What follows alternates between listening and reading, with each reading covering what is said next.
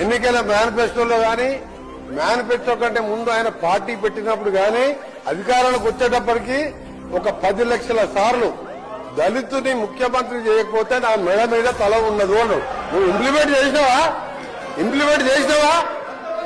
చేసినావా ఆఖరి దళితుడికి 3 ఎకరాల భూమి ఇస్తా, బోరేస్తా, మోటార్ ఇస్తా, 1.5 ఎకరం ఉంటే 1.5 యాడ్ చేస్తా, ఆయన ధనవంతుని చేస్తాను.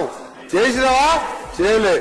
మూడవది, ఒక దళితుడు ప్రతిపక్ష నాయకుడు ఉంటే సంతలో పశువులాగా ఎమ్మెల్యేలు కొనుక్కొని ప్రతిపక్ష హోదా లేకుండా చేసి దళిత వ్యతిరేకత నిరూపించుకున్నావు. ఇకపోతే చదగిచ ఇంటికో ఉద్యోగం, డబుల్ బెడ్రూమ్, నీ బిడ్డ అల్లుడు తేలమనుకుంటారు. ఈ చెప్పబట్టవా?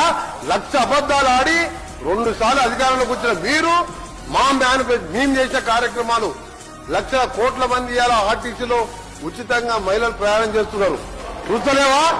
50 లక్షల కుటుంబాలకు 200 యూనిట్ల వరకు ఉచితంగా ఈ రోజు కరెంట్ ఇస్తున్న మాట వాస్తవం కాదు. ఒక ఇంటికి 600-700 అంటే సంవత్సరానికి 7,000 రూపాయలు ఇలా మిగులుస్తున్నాం. ఇంకా చేసే కార్యక్రమాలు ఉన్నాయి. ఇప్పుడే మా సోదరుడు చెప్పినట్టు, శ్రీనివాస్ గారు చెప్పినట్టు 21 కోట్లు మన జిల్లాలో ఎన్ని వచ్చిన లెక్క తెలుసు. ఆ సభ్యునికి 2 లక్షల లోపు మీరు 1,00,000 అని చెప్పి 5 ఇన్స్టాల్మెంట్లో ఇస్తే 20,000 వడ్డీకి సరిపోయిన అధ్యక్ష. అంటే 15 ఏళ్లలో ఇన్ని చేసిన వాళ్ళం. మాకు ఇంకా 4 సంవత్సరాల సమయం ఉన్నది. ఇవన్నీ చేసి చూపిస్తాం. తొందరగా పడతావు. అసలు నువ్వు దళిత ముఖ్యమంత్రి అని ఇన్ని లక్షల మంది దళితులు మోసం చేసి ఇలా బీసీ కులగాలను చేస్తే కేసీఆర్, కేటీఆర్, హరీష్ రావు పార్టిసిపేట్ చేయలే. అంటే మీకు ప్రజల మీద ప్రేమ లేదు. అధికారం కోసం తప్పుడు వాగ్దానాలు, 1,00,000 వాగ్దానాలు ఇచ్చును. నీవిచ్చిన వాగ్దానాలు సగం అయిపోయాయి. మిగిలినవి కూడా చేసి చూపిస్తావు.